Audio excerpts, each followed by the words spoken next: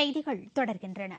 சென்னை மயிலாப்பூரில் உள்ள கபாலீஸ்வரர் கோவில் திருத்தேரோட்டம் இன்று காலை கோலாகலமாக நடைபெற்றது. பக்தர்கள் ஆயிரக்கணக்கில் திரண்டு வடம் பிடித்து தேர் இழுத்தனர். சென்னை மயிலாப்பூர் கபாலீஸ்வரர் கோவிலில் பங்குனி திருவிழா நடைபெற்று வருகிறது. இதன் முக்கிய நிகழ்ச்சியாக இன்று காலை 6 மணிக்கு வடக்கிரத வீதியில் தேரோட்டம் தொடங்கியது. கபாலீஸ்வரர் கற்பங்கம்பாள் சமேதராக திருத்தேரில் எழுந்தருளி வீதி உலா வந்தார். பெரிய தேருக்கு பின்னால் 4 சிறிய தேர்களும் வலம் வந்தன. தேரோட்டத்தில் பக்தர்கள் பல்லாயிரக்கணக்கில் கலந்து கொண்டு வடம் பிடித்து தேர் இழுத்தனர். அருள்மிகு கபாலீஸ்வரர் கோயில் திருத்தேரோட்டம் நடந்து கொண்டிருக்கிறது. இந்த தேரோட்டத்தினுடைய முக்கியமான அர்த்தம் என்னவென்றால், எல்லா ஜனங்களும் ஒற்றுமையாக வந்து அந்த தேரை இழுத்தால் நமக்குள் ஒரு ஒற்றுமை உணர்வு எல்லோருக்கும் உண்டாகும். அதுதான் இது முக்கியமான பகுதி. அது எல்லா ஜலம் ஏழை பணக்காரர் என்ற வித்தியாசமே கிடையாது. நைஜீரியா நாட்டில் வேலைக்காக அழைத்து செல்லப்பட்ட 12 பேர் கொத்தடிமைகளாக உள்ளனர். அவர்களை மீட்டு தருமாறு மாவட்ட ஆட்சியரிடம் அவர்களது பெற்றோர் கோரிக்கை விடுத்துள்ளனர். நெல்லை மாவட்டத்தைச் சேர்ந்த 12 இளைஞர்களை நைஜீரியா நாட்டில் ஹோட்டலில் வேலை வாங்கி தருவதாக கூறி கோவில்பட்டியைச் சேர்ந்த மாரியப்பன் என்பவர் அழைத்து சென்றுள்ளார். அவர்களுக்கு மாதம் 15,000 ரூபாய் சம்பளம் வாங்கி தருவதாக கூறியுள்ளார். ஆனால் அவர் கூறியபடி ஹோட்டலில் வேலை வாங்கி தராமல் அங்குள்ள வேறொரு நிறுவனத்தில் வேலை வாங்கி கொடுத்துள்ளார். சம்பளமும் 15,000 கொடுக்காமல் 8,000 ரூபாய் மட்டுமே கொடுத்துள்ளதாக கூறப்படுகிறது. இதனால் நைஜீரியாவில் உள்ள அந்த 12 பேரையும் விடுவித்து நாட்டிற்கு அழைத்து வர நடவடிக்கை எடுக்க வேண்டும் என்றும் அப்போது பெற்றோர்கள் கோரிக்கை விடுத்துள்ளனர். மாவட்ட ஆட்சியர் செல்வராஜரிடமும் இதுகுறித்து மனு அளிக்கப்பட்டது.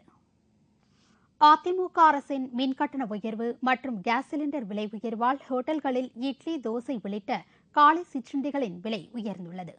மின்கட்டணம், வர்த்தக கேஸ் சிலிண்டர், சேவை வரி உயர்வால் ஹோட்டல்களின் டிஃபன் விலை நேற்று முதல் 5 ரூபாய் உயர்த்தப்பட்டுள்ளது.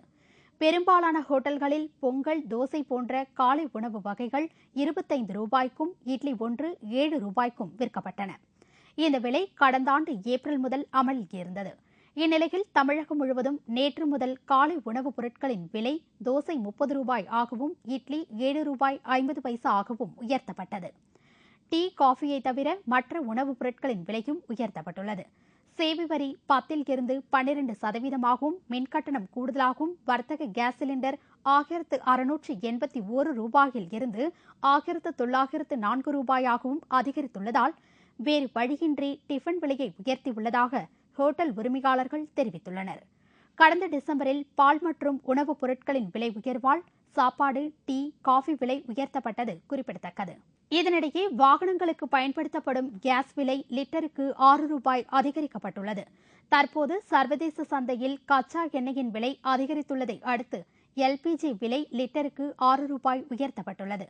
இதன்படி 1 லிட்டர் எல்பிஜி விலை 43 ரூபாய் 65 பைசாவில் இருந்து 49 ரூபாய் 72 பைசாவாக அதிகரித்துள்ளது. இதனால் ஆட்டோ மற்றும் டாக்ஸிகளின் வாடகை கட்டணம் பல மடங்கு உயரும் அபாயம் ஏற்பட்டுள்ளது. காரைக்காலில் புகழ்பெற்ற அப்துல் ரகுமான் வலிகுல்லா தர்காவில் சந்தனம் பூசும் நிகழ்ச்சி வெகு விமரிசையாக நடைபெற்றது. காரைக்கால் மாவட்டத்தைச் சேர்ந்த திருப்பட்டினத்தில் மேலப்பள்ளி என்று அழைக்கக்கூடிய புகழ்பெற்ற மகான் அப்துல் ரகுமான் வலிகுல்லா தர்காவில் வருடாந்திர சந்தனம் பூசும் வைபவம் சிறப்பாக நடைபெற்றது. விழாவை முன்னிட்டு அலங்கார வாகனத்தில் மலர்கள் குவிக்கப்பட்டு திருப்பட்டின வீதிகளில் வழியாக ஊர்வலமாக கொண்டுவரப்பட்டது. இதில் ஆண்களும் பெண்களும் கலந்து கொண்டு நேர்த்திக்கடன் செலுத்தினர்.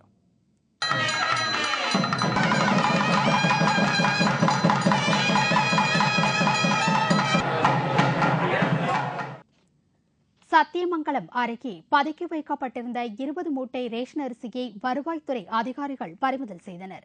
ஈரோடு மாவட்டம் சத்தியமங்கலம் அருகே உள்ள தெம்பநாயக்கன் பாளையத்தில் ரேஷன் அரிசி பதுக்கி வைத்திருப்பதாக தாசில்தார் நஞ்சப்பனுக்கு தகவல் தெரிவிக்கப்பட்டது.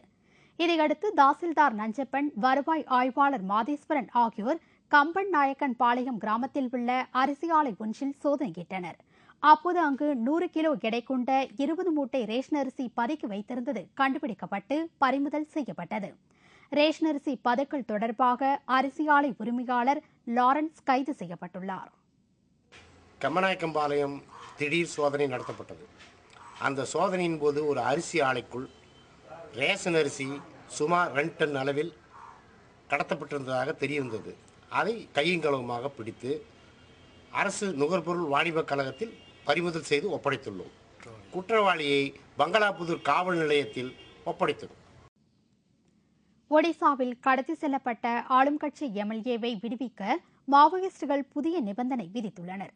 ஒடிசா மாநிலத்தில் ஆளும் பிஜு ஜனதாதள கட்சி எம்எல்ஏ ஜினா ஹிகாகவை கடந்த வாரம் வெள்ளிக்கிழமை இரவு மாவோயிஸ்டுகள் துப்பாக்கி முனையில் கடத்தி சென்றனர். அவரை விடுவிக்க மாவோயிஸ்டுகள் 3 நிபந்தனைகளை அறிவித்தனர். அதன்படி போலி என்கவுண்டர் செய்த போலீஸ்காரர்களை தண்டிக்க வேண்டும், மாவோயிஸ்ட் தலைவர்களை ஜெயிலில் இருந்து விடுவிக்க வேண்டும், எம்எல்ஏ விடுதலை கோரி கடைகடைப்பு நடத்தக்கூடாது என்பது மாவோயிஸ்டுகளின் நிபந்தனைகளாகும். இந்நிலையில் மீண்டும் புதிய 3 நிபந்தனைகளை இன்று மாவோயிஸ்டுகள் விடுத்துள்ளனர். இந்த தீவிரவாத அமைப்பின் தலைவர் நச்சிகா லிங்கா ஒடிசா அரசுக்கு செய்தித்தாள் மூலம் 3 புதிய நிபந்தனைகளை அறிவித்துள்ளார்.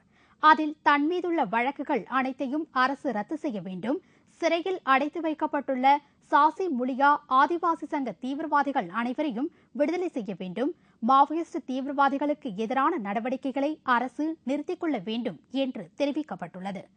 முதலில் விதித்த 3 நிபந்தனைகள் குறித்து மத்திய மாநில அரசுகள் ஆலோசித்த போதிலும் எந்தவொரு தீர்க்கமான முடிவும் எடுக்கப்படவில்லை.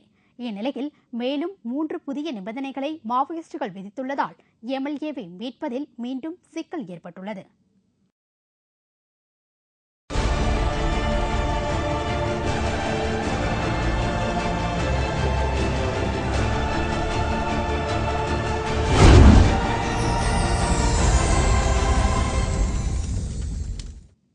ஆச்சரியம் ஆனால் உண்மை. சாதனைகள் பலவிதம். சிறுவர்கள் முதல் பெரியவர்கள் வரை சாதனைகளை நிகழ்த்துகிறார்கள். 10 வயதே ஆன சிறுவன் தனது வலது காலின் கட்டை விரலை நெற்றியில் தொடும் உடற்பயிற்சியை ஒரு நிமிடத்தில் 71 முறை செய்து அனைவரையும் ஆச்சரியத்தில் ஆழ்த்துவதை இதோ பாருங்கள்.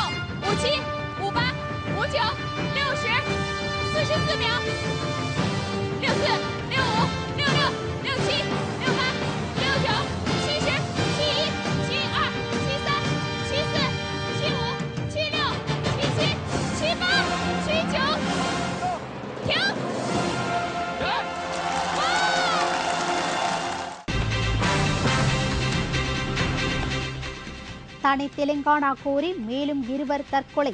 ஆந்திராவில் வலிக்கிறது போராட்டம்.